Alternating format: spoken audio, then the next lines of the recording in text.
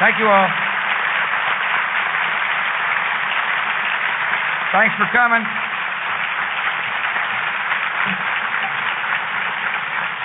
I appreciate the warm welcome. Last Thursday, Laura and I returned from a 6-day visit to Africa. It happened to be her 5th visit and my 2nd.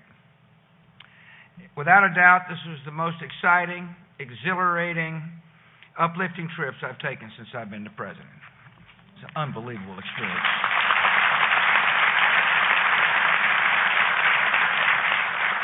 And I want to thank the Sullivan Foundation for letting me come by to visit with you about the trip. And I appreciate the good work they're doing on behalf of the people on the continent of Africa. Thank you very much for introducing me and inviting me back. It's always an honor to be with Andrew Young, Chairman of the Board of Directors of Leon Sullivan. By the way, I should have recognized Carl Masters, your husband. That was a major faux pas, just like I should have recognized that my wife, unfortunately, is not here, but she sends her very best regards. I do appreciate very much Ambassador Howard Jeter for his service to the United States.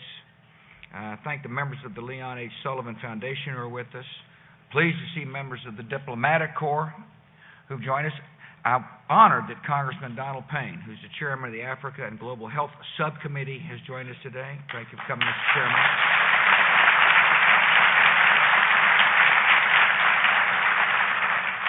He's knowledgeable about the issues on the continent of Africa, and that's good. And I want to thank you for your interest and your diligence. Sheila Jackson Lee, she's supposed to be here. If she's not here, I'll give her an excused absence. After all, she is from Texas. I appreciate so very much Jen Dye Frazier. She is a...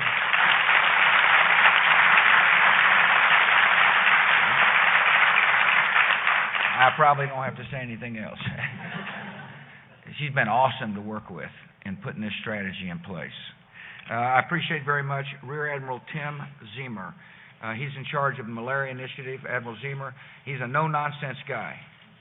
I hope people have come to realize I am too. I'm not interested in, promises. I'm interested in results. That's why I went to Africa, to see results firsthand. Admiral Zemer, we're getting great results on the Malaria Initiative thanks to your leadership.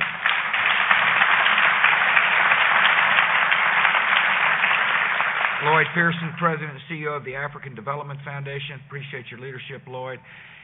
Jody Olson, Deputy Director of the Peace Corps.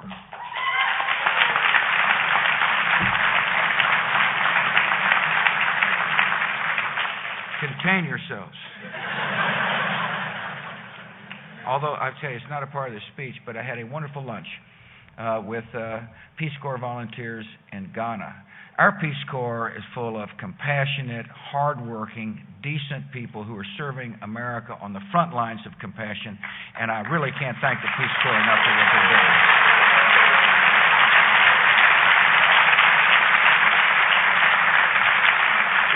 Last time we met was at your summit in Nigeria, and that was during my first trip to Africa. Things have changed in Africa since then. I mean, striking changes. These changes are the result of a new generation of African leaders. They're reformers who are determined to steer their nations toward freedom and justice, prosperity and peace. They're also the result of new American policy and new American commitments. In my first term, we more than doubled development assistance to Africa, and at the beginning of my second term, I asked the United States Congress to double our assistance again. It is an important commitment that Congress can make. I'm looking forward to working to get these budgets out, Mr. Chairman. America is on a mission of mercy. We're treating African leaders as equal partners. We expect them to produce measurable results. We expect them to fight corruption and invest in the health and education of their people and pursue market-based economic policies. This mission serves our security interests. People who live in chaos and despair are more likely to fall under the sway of violent ideologies. This mission serves our moral interests. We're all children of God, and having the power to save lives comes with the obligation to use it. This mission rarely makes headlines in the United States. But when you go to Africa, it is a visible part of daily life, and there's no doubt that our mission is succeeding. You see it when you hold a baby that would have died of malaria without America's support. You see it when you look into the eyes of an AIDS patient who has been brought back to life.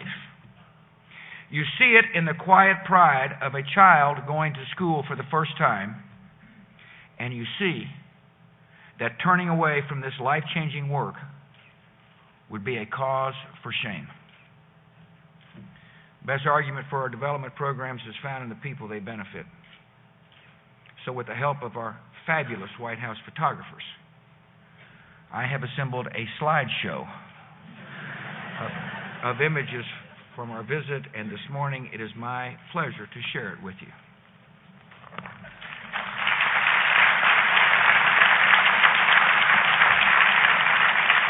Our first stop was to the Western Africa nation of Benin, where we touched down on a Saturday morning. Benin is a vibrant democracy with a rich history. It has a wise and determined leader in President Yayi. I was proud to be the first sitting American president to visit the country. At the airport, we were greeted by women and children wearing traditional dress, and they were dancing and playing drums. And they brought several hand-painted signs that the American people need to look at. Benin people and his president thanked the whole U.S. people. Benin's people will remember forever. President Yayi and I had a productive meeting. He told me that the Malaria Initiative and our $307 million Millennium Challenge Compact are helping to alleviate poverty and save lives in his country. And I told him that America's support is a reflection of his commitment to govern justly and to tackle problems head on. I congratulated him on his effort to fight malaria, which apparently includes a national awareness day called George W. Bush Day. I pointed out to him that hadn't even happened in Texas.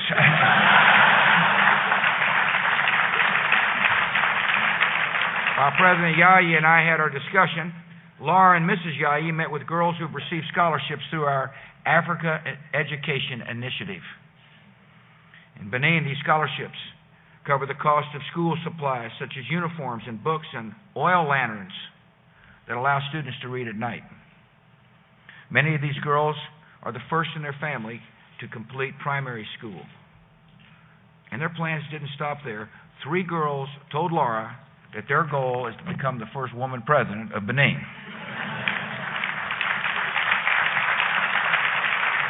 Laura and I left Benin impressed by the energy and determination of its people. Benin is an optimistic, it is a confident, and it is a capable nation, and it was a great place to begin our visit to Africa. Our next stop was Tanzania. We were met by the President Kikwete and Mrs. Kikwete, as well as Tanzanians. They were dancing, and they were playing great music, and there was also some unexpected fashion.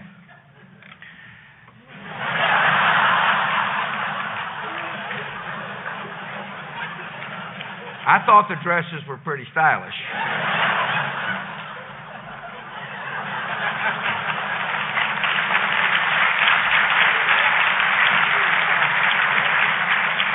But my good wife reminded me that I shouldn't expect to see them flying off shelves in American stores anytime soon. As we drove from the airport to our hotel, there were tens of thousands of people who lined the motorcade route to show their gratitude to the American people. And many of them were smiling, and they were waving, and they were holding flags. It was an unbelievable sight. Sunday morning began with a meeting with President Kikwete at the State House. The President told me that relations between our nations are the best they have ever been. He said that America's support is helping Tanzania improve education and fight HIV/AIDS and dramatically reduce malaria.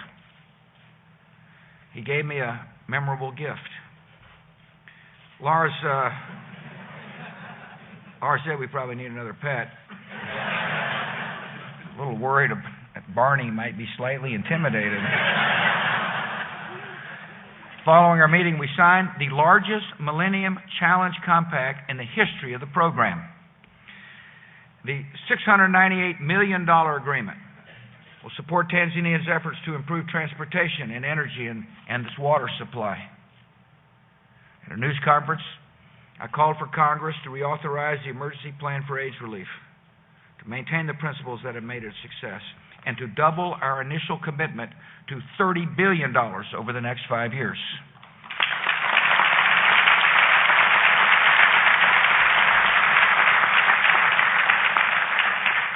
The President jumped in to say, and I want to quote him on this, if this program is discontinued or disrupted, there would be so many people who lose hope.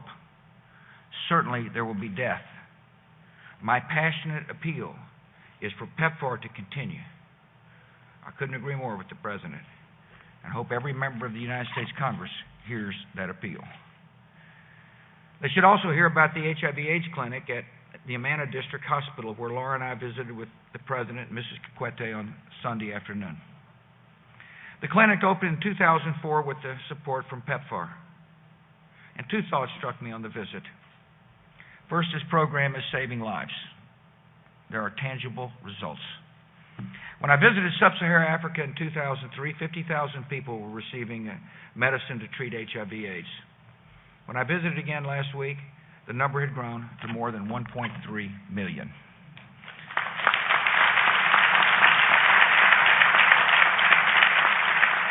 At the clinic, we visited with a man and woman who learned they had HIV while they were dating, but went on to get treatment, get married, and have a little baby boy who is HIV-free.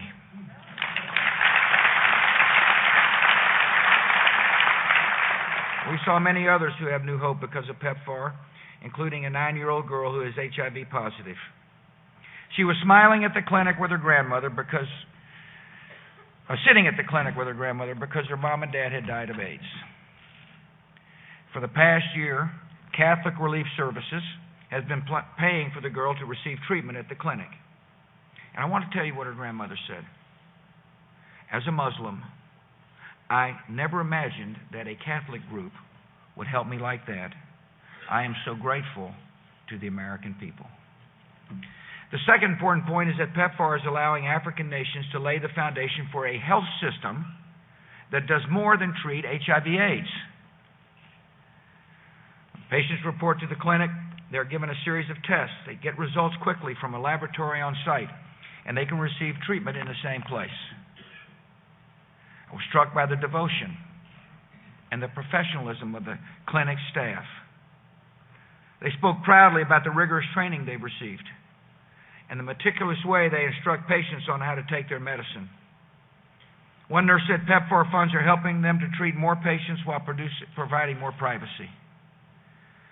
This is helping extend lives, reduce the stigma of HIV/AIDS, and build the health infrastructure that will save many more lives in the future. On Monday, we traveled to the northern part of Tanzania. We passed Mount Kilimanjaro and drove past a lot of people who were lining the street on the way to Arusha. Of course, that's where the Sullivan Foundation is going to have its next meeting. You'll like it up there. And the people will like seeing you. It's also the front lines of Tanzania's fight against malaria. Laura and I visited the Meru District Hospital, and we saw moms and babies that were overcoming this disease. When new mothers bring their babies, the hospital immediately tests them for malaria and HIV. Nurses distribute bed net vouchers, which mothers can use to buy insecticide-treated bed nets from local retailers at a 75% discount. I was concerned about the 75% discount. And so I announced a new effort, and that is to distribute an additional 5.2 million bed nets free of charge.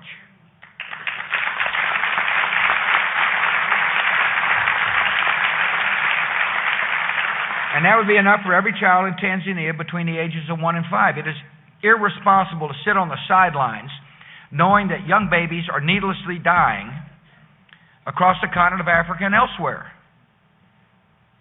And I was really pleased to be able to kick off this new initiative by handing out bed nets to this young mother.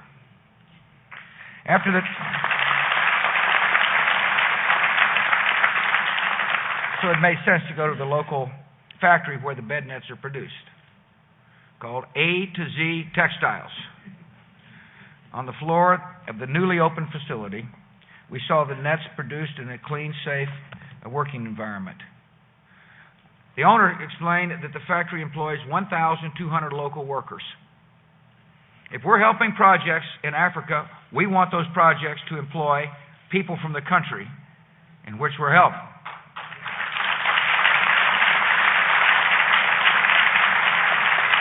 And the vast majority of those workers are women. He takes great pride in supplying bed nets to Zanzibar, where the percentage of infants, I want you to hear this, where the percentage of infants infected with malaria has dropped from about 20% to less than 1% in 2 years.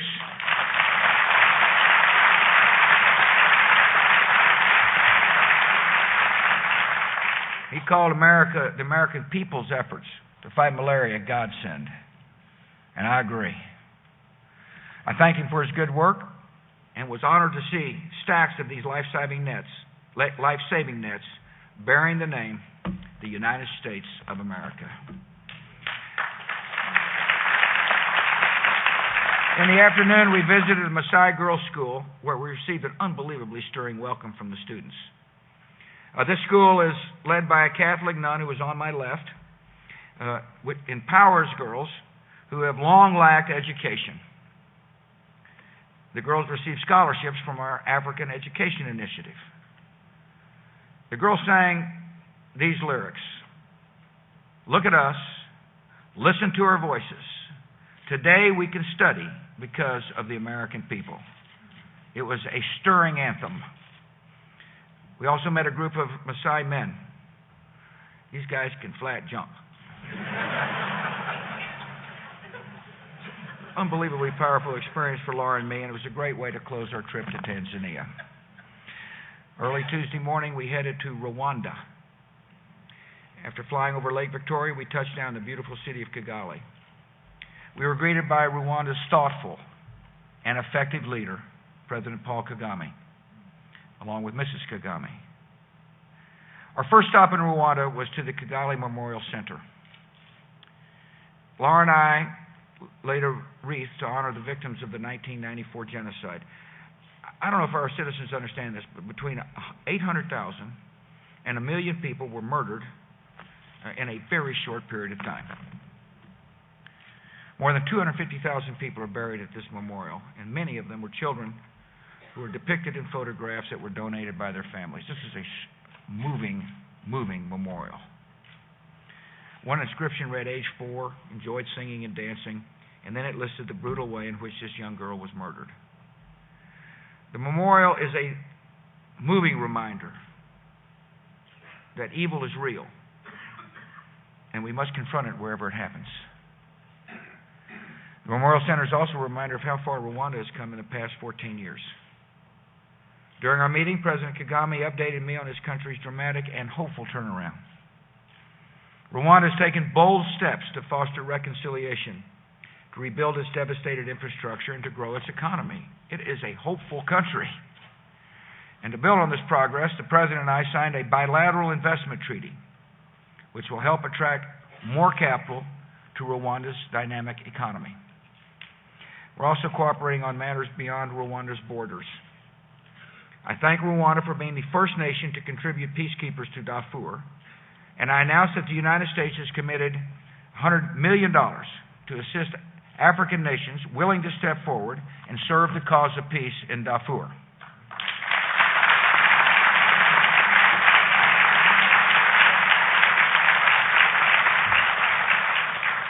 I also had the honor of dedicating a new U.S. Embassy in Kigali, which is a sign of our lasting commitment and our deep friendship.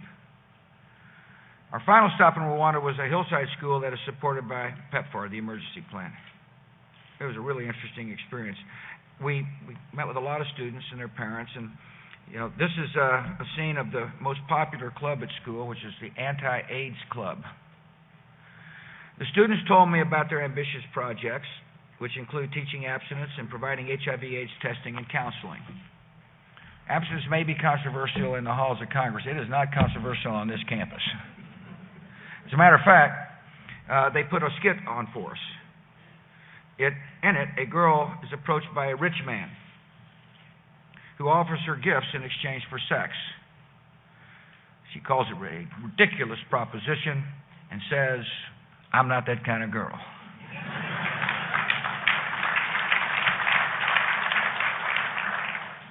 Laura and I departed Kigali inspired by the courage of the Rwanda people, grateful for their hospitality, and confident in their extraordinary potential for the future.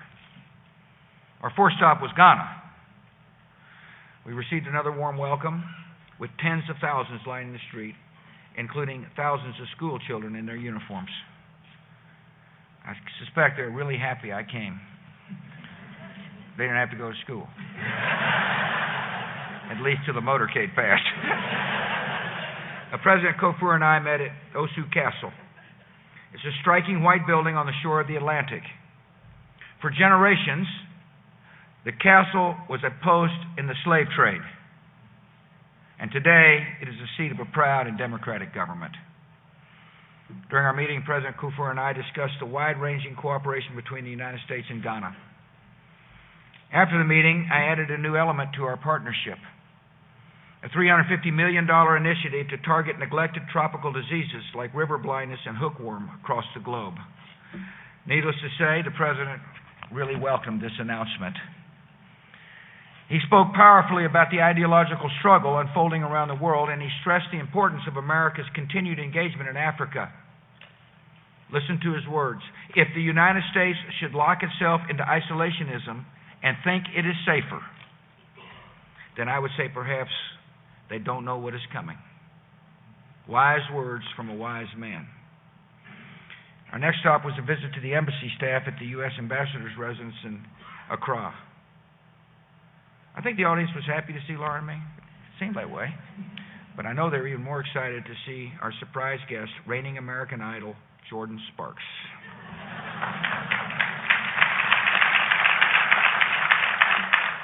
This young child can sing.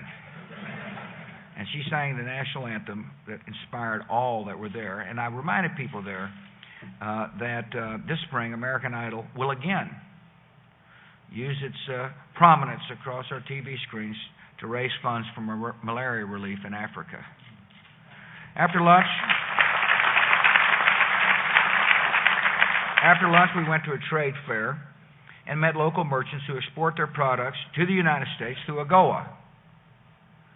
My predecessor gets a lot of credit for getting AGOA out of the United States Congress, and I appreciate the Congress working to extend it again. This is a good program, and it's working. At the trade fair, we saw how USAID helps these budding entrepreneurs secure financing and increase their access to the U.S. market. I mean, sometimes we take entrepreneurship for granted. The spirit exists, but sometimes people just need a little help. And that's what we're doing. One group was called Global Mamas. It specializes in helping women entrepreneurs find new places to sell their goods. With USAID help, the company has gone from 7 employees to about 300 employees in 5 years.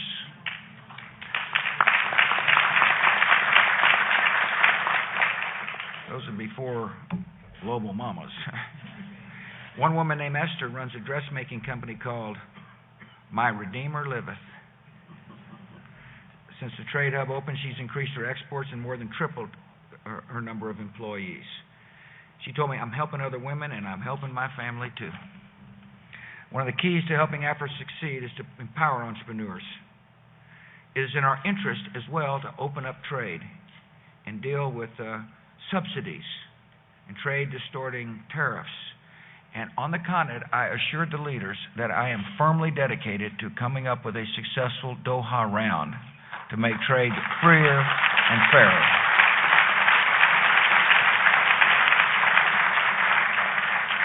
After the trade fair, we drove to a local school for one of the best ways you can spend a sunny afternoon, and that's watching a ball game. In this case, it was a T-ball game. One team featured players from a local orphanage. Americans have got to know there's a lot of orphans on the continent of Africa as a result of disease and civil strife. It's in our interest to help the orphans, and we are. They were called the Little Dragons, and we played a team from a local school who happened to be called the Little Saints. And we saw some very talented players.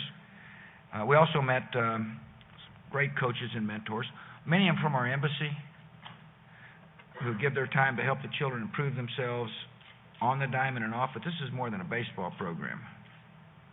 This is a hopeful program. This is a program where people realize love. And this is a program where kids are able to develop aspirations and dreams. Some of them, of course, want to be big league players. But a lot of them, and they'll find out if they can't hit the curveball, they won't be. But a lot of them want to be doctors and pilots and engineers. One child told me they want to be a fashion designer. It's in our interests that we help people realize their dreams. Laura spent some time with Ghana school children. Here she is with Mrs. Kofour. They were treated to a kindergarten performance of a song about math. And they listened to a fifth grade debate. And she opened up a library. Laura's a librarian. She loves libraries. She loves books. And she opened up a reading hut built with the support of USAID. And beneath the shade of the hut, she enjoyed some story time with eager young readers and a reading mascot. He's the guy on the left. That evening, the president hosted a spectacular state dinner. The night ended with an impromptu dance to a traditional beat called High Life. Some of us put on a better performance than others.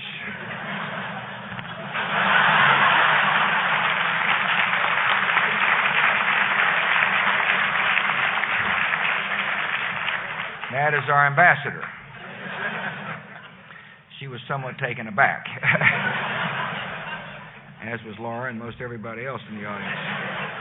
I'm impressed by the president of Ghana. He is an example of a leader who has made right choices for his people, and it is in our interest to support such leaders. Early Thursday morning, we left Ghana for our final stop, which was Liberia. We were met by Africa's first democratically elected woman president, Ellen Johnson Sirleaf.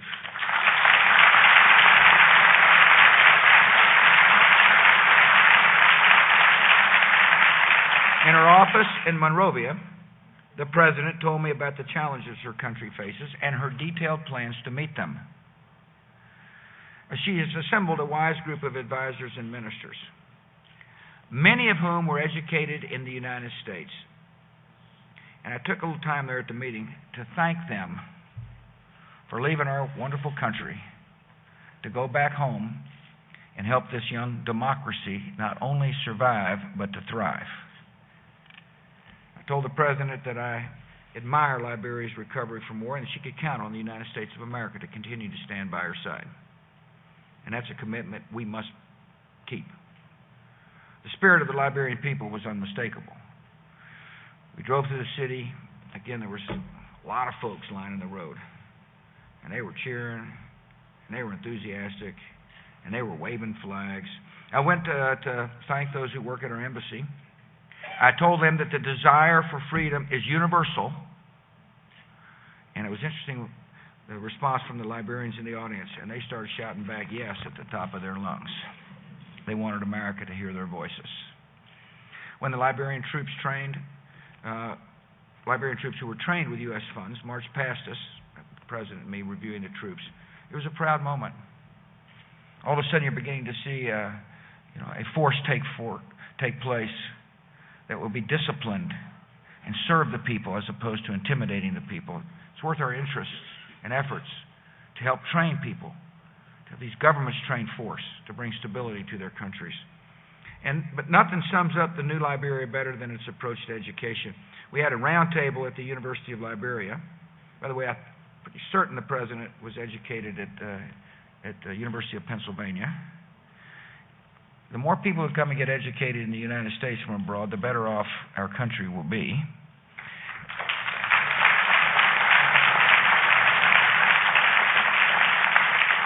This man here is getting U.S. help to train teachers and principals to help rebuild the country's school system. Met a 15-year-old boy who was once reading well below grade level, and he didn't like going to school. That's what he said to the crowd. Both presidents sitting there said, I just didn't like going to school. And he was falling behind, and yet there's a USAID program to help students like him catch up. And now he wants to go to college. This woman I met told us that her husband left her and 3 children because she was illiterate. Pitiful excuse for not being, standing up and being a good father, but nevertheless, it's what she said. And now she has learned to read, and she plans to go to college.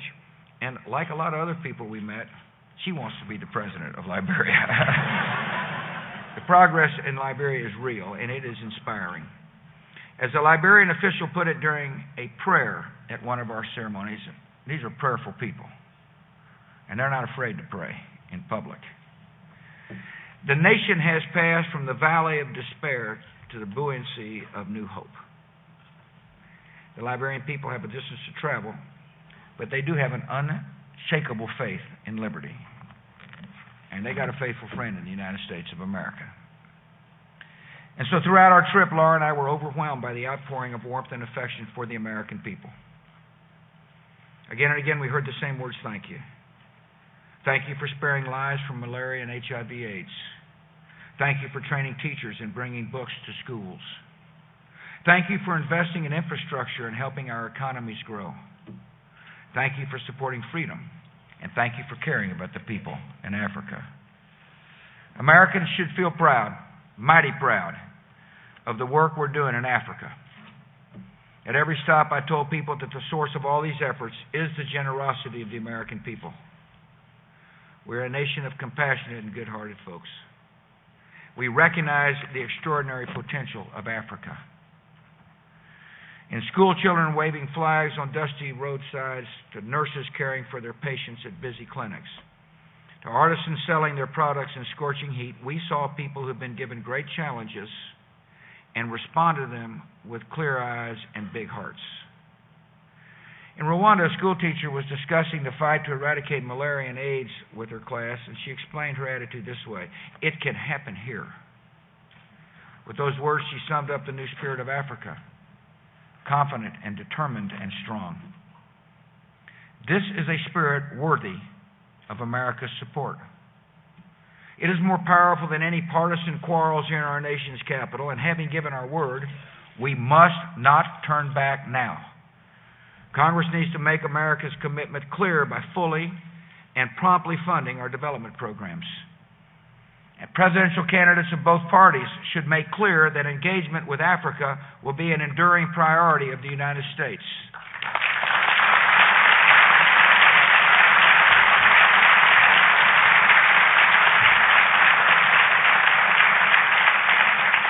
Laura and I are going to carry many fond memories from our trips to Africa. We will carry this clear conviction: with the continued support of America, the people of Africa can do more than survive. The people of Africa can succeed. God bless.